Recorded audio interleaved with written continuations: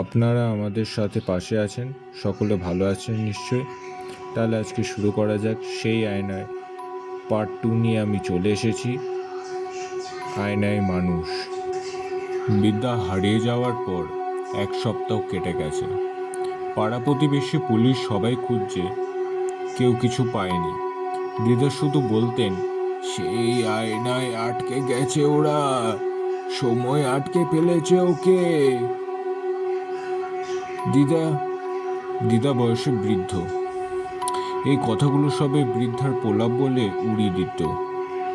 কেউ খুব একটা বিশ্বাস করতেন না, কিন্তু দিদার ভেতরে কেমন একটা অজানা ভয় কাজ করছিল। দিদার নাতি রুদ্র শহরে থাকে। একদিন দিদার নাতি রুদ্র এলো শহর থেকে গ্রামের বাড়িতে। দিদার মুখে এইসব কথা শুনে সে হাসলো, কারণ সে বাস্তববাদী মানুষ, সে এসবে বিশ্বাস করে না কখনো। রুদ্র বলল, একটা আয়না মানুষকে আটকে রাখতে পারে না দিদা, এটা কখনোই সম্ভব না, ভূত তো কিছুই হয় না। দিদা তাকে বোঝাতে চাইল, কিন্তু রুদ্র হেসে উড়িয়ে দিল ব্যাপারটা। সেই রাতে খাওয়া দাওয়ার পর রুদ্র ঘুম আসছিল না। রুদ্র ভাবছিল যে কিভাবে হতে পারে, একটা মানুষ হঠাৎ উধাও হয়ে যেতে পারে কি করে। সে কৌতূহলবশত আয়নার সামনে গেল, গিয়ে দাঁড়ালো।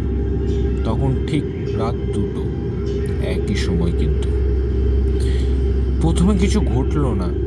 সে আয়নায় নিজের মুখ দেখল, কিন্তু ধীরে ধীরে চেহারাটা বিকৃত হতে লাগলো। চোখ লাল হয়ে গেল, মুখটা হাসছে, কিন্তু একটা অশুভ হাসি। রুদ্র ভয় পেয়ে পিছিয়ে এলো, কিন্তু আয়নার ভেতরে তার প্রতিবিম্বটা ঠিক দাঁড়িয়ে রইল।